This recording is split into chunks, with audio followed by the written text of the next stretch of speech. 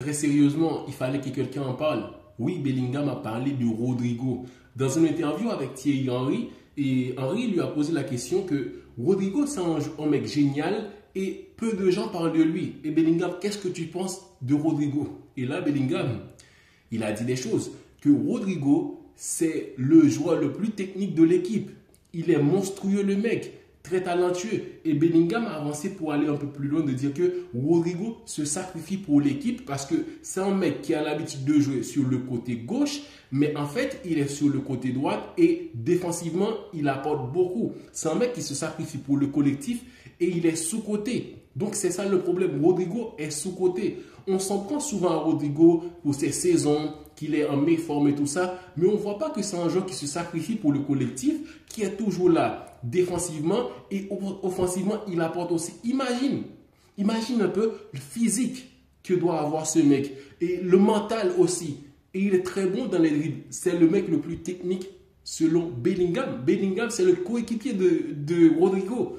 Donc, c'est là qu'on voit qu'on est souvent très méchant avec Rodrigo et on ne fait pas d'éloge de ce joueur-là assez souvent parce que c'est un mec, on attend qu'il explose dans une saison avec 50 buts ou quoi. Parce que il a sauvé le Real Madrid contre Chelsea, contre City, contre plusieurs équipes en Ligue des Champions. Il a beaucoup de buts. C'est plus de 24 buts en Ligue des Champions. Et ce n'est pas contre les petites équipes, non. Il a craqué Chelsea, City et Liverpool. Ce sont contre les gros. Rodrigo, il est sous-coté. Bellingham en a parlé. Ça a fait du bien d'écouter un coéquipier du mec qui parle de lui, qui fait ses éloges parce que c'est le mec le plus technique de l'équipe. Il se sacrifie pour le collectif. N'oublions pas ça. Parce que quand on voit Rodrigo sur le terrain, même quand il n'y a pas d'apport offensif, il n'est pas bon dans un match, mais quand même, il défend beaucoup. Il aide beaucoup et le latéral. Mon point de vue sur la victoire du Real Madrid, ça a été une belle ambiance pour les Madrilènes. 3 beaux buts de Mbappé. Oui, Mbappé, il est en feu, il est en confiance. Et ça se voit sur le terrain, son sourire et comment il célèbre ses buts. On disait qu'il charrie un peu l'adversaire, mais quand même, ça fait plaisir. Sauf que, à noter que City, sur ce match-là, a été vraiment minable. Une équipe qui n'a pas voulu jouer, aucune envie. Donc, ça a mérité la victoire du Real Madrid.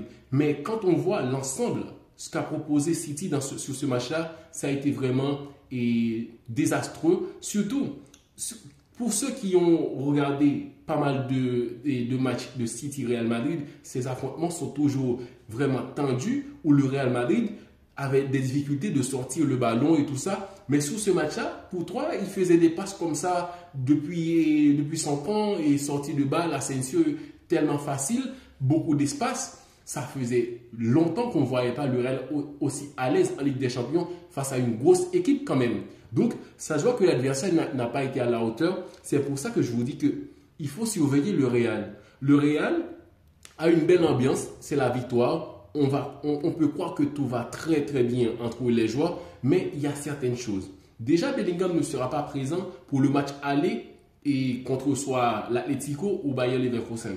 Là où je veux en venir, c'est qu'il ne faut pas croire que le Real Madrid a déjà une équipe top pour être compétitif en Europe. Ils ont gagné contre City, une grande équipe, mais qui a été très très faible et au match aller, tout comme au match retour. Le Real Madrid a besoin de faire encore plus que ça parce que cette saison, ils n'ont pas été bons contre Liverpool, contre Dortmund, même quand ils ont gagné le Dortmund, contre Milan AC, contre l'Atalanta. Donc le Real Madrid a été vraiment en difficulté face à une grande équipe en Europe. Le Real Madrid a gagné contre City avec de belles performances de Mbappé. Match aller-retour, 4 buts en total. Il a 7 buts en Ligue des Champions cette saison. Et ça se voit qu'il est content. On est content pour lui. Et on a envie aussi de voir que ce trio marche parce que sur les affrontements City et Real, on a vu un Real Madrid beaucoup plus intéressant sans oublier que City était faible. Mais quand même, la charnière défensive et Asensio et Rudiger, j'ai envie de les revoir en difficulté pour confirmer que ces deux joueurs-là, ils sont compatibles. Sur ce match, ça a été vraiment calme. Il n'y a pas eu vraiment de difficultés.